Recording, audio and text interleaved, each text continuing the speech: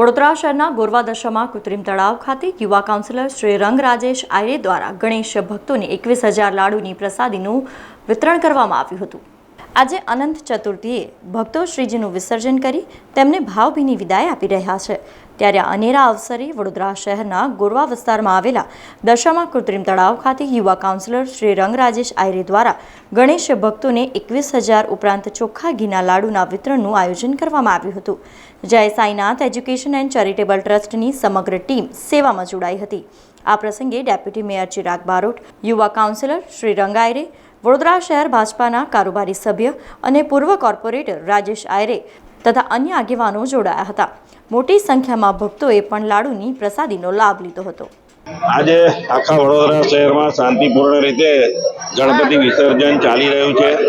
અત્યારે ગોરવા દશામાં તળાવ ખાતે હજારો શ્રદ્ધાળુઓ પોતપોતાના મંડળો સાથે ગણપતિ વિસર્જન માટે અહીંયા પધારી રહ્યા છે। ત્યારે આ વિસ્તારના શ્રદ્ધાળુઓ માટે, નાગરિકો માટે લાડુનું પ્રસાદનું વિતરણ અહીંયા શ્રીરંગ રાજેશ આયરે અને રાજેશભાઈ આયરે દ્વારા કરવામાં આવી રહ્યું છે। વડોદરા એક સંસ્કારી નગરી અને ઉત્સવોની નગરી છે અને આ ઉત્સવ ખૂબ જ હર્ષભેર 10 દિવસ ઉજવવામાં આવ્યો અને આજે આ વિસર્જનનો છેલ્લો દિવસ છે। તો હજારો શ્રદ્ધાળુઓ ભક્તો અહીંયા આગળ વિસર્જનના ગણપતિના વિસર્જનમાં દશામાં તળાવ પર ભાગ લઈ રહ્યા છે। વડોદરા શહેરના તમામ મંડળોને અપીલ કરું છું કે રાતના મોડામાં મોડા 12-1 વાગ્યા સુધી પોતપોતાના ગણપતિઓનું વિસર્જન કરી અને શાંતિપૂર્ણ વિસર્જન કરવામાં વડોદરા મહાનગરપાલિકા અને પોલીસની મદદ કરે। 5,000 જેટલી મૂર્તિઓનું વિસર્જન થાય છે। 1 લાખથી વધારે લોકો અહીંયા આગળ આવતા હોય છે અને આજે બધા માટે આનંદ ચતુર્થી નિમિત્તે સમોસાનું વિતરણ, સાથે સાથે લાડુનો, ચોખ્ખા ઘીના લાડુના પ્રસાદનું પણ વિતરણ કરવામાં આવે છે। આ શહેરના લોકો, આ વિસ્તારના લોકો અમને ખૂબ આપ્યું છે, એટલે અમે એમના સુખમાં હોઈએ, એમના દુઃખમાં હોઈએ અને જ્યારે વિઘ્ન હરતા દેવ અને આજે અનંત ચતુર્થી હોય ત્યારે બધાની જ મનોકામના હેઠળ આજે શ્રીરંગ રાજેશ આયરે સાથે સાથે સાઈનાથ એજ્યુકેશન ચેરિટેબલ ટ્રસ્ટ સૌ લોકોનો આભાર માને છે અને દરેક ગણપતિ મંડળ આ જ રીતના આવનારી નવરાત્રિ પણ નિર્વિઘ્ને કરે અને પૂરા થાય। તો આજના દિવસે બધાને ખૂબ ખૂબ શુભેચ્છા અને અનંત ચતુર્થીની ખૂબ ખૂબ શુભકામના। આજરોજ અનંત ચતુર્થી નિમિત્તે દરેક લોકો જ્યારે 10-10 દિવસથી બાપાની આરાધના કરતા હોય અને આરાધના કર્યા બાદ જ્યારે આજે વિસર્જનના દિવસે તમામ લોકો દશામાં તળાવ ખાતે અહીંયા બાપાનું જ્યારે વિસર્જન કરવા આવે છે એ તમામ લોકોને અમારા માધ્યમથી આજના દિવસે લાડુના પ્રસાદનું વિતરણ કરવામાં આવી રહ્યું છે।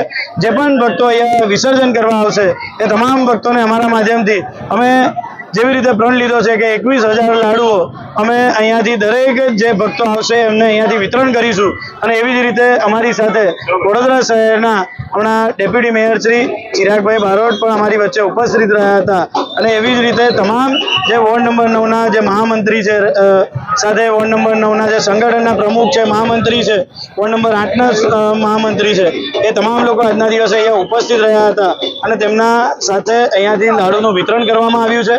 એવી જ રીતે વાત કરું કે આ લાડુનું વિતરણ જ્યારે મને બાપાના આશીર્વાદથી જ્યારે પુત્ર રત્નની પ્રાપ્તિ થઈ ત્યારે અમે નક્કી કર્યું હતું કે 21,000 લાડુનું વિતરણ અમે અનંત ચતુર્થીના દિવસે કરીશું અને એવી જ રીતે આજના દિવસે અમારી સમગ્ર સાઈનાથ એજ્યુકેશન ટીમના માધ્યમથી આજે અમે અહીંયા લાડુનું વિતરણ કરી રહ્યા છે। ત્યારે જે પણ લોકો અમારી સાથે જોડાયા છે, કેમ કે દરેક કાર્યકર્તાઓને પોતાને પણ જ્યારે પોતાના ગણપતિ બાપાનું જ્યારે વિસર્જન કરવાનું હોય તો પોતે તહેવાર છોડીને પણ અહીંયા સેવા અર્થે લોકો અહીંયા ઉપસ્થિત રહ્યા છે। ત્યારે આવેલા તમામ જે ભક્તો છે, જે પ્રસાદ લઈને જાય છે, એ તમામ લોકોનો પણ ખૂબ ખૂબ આભાર માનીએ છીએ અને એ લોકોને આજની અનંત ચતુર્થી નિમિત્તે તેમને ખૂબ ખૂબ શુભેચ્છા પાઠવું। અમે અહીંયા અમારા ગણપતિ વિસર્જન કરવા આવ્યા છે। અહીંયા રાજ્ય સરકાર તરફથી પ્રસાદમાં લાડુ વિતરણ કરવામાં આવ્યો છે। સગવડ સારી છે। અહીંયા વિદાય આપી છે, મનમાં દુઃખ તો થાય છે પણ વિસર્જન કરવું જરૂરી છે। સારું લાગ્યું બાપાનો પ્રસાદ મેળવીને ખૂબ જ સારું કામ કર્યું છે એમને। રાજેશ આયરે તરફથી પ્રસાદ આપવામાં આવ્યો, સારું કામ છે। સમાચારોના સતત અપડેટ માટે TNN ન્યૂઝને YouTube પર સબસ્ક્રાઇબ કરી બેલ આઇકોન પ્રેસ કરો અને અમારી સાથે જોડાયેલા રહો Facebook, Instagram અને Twitter ઉપર।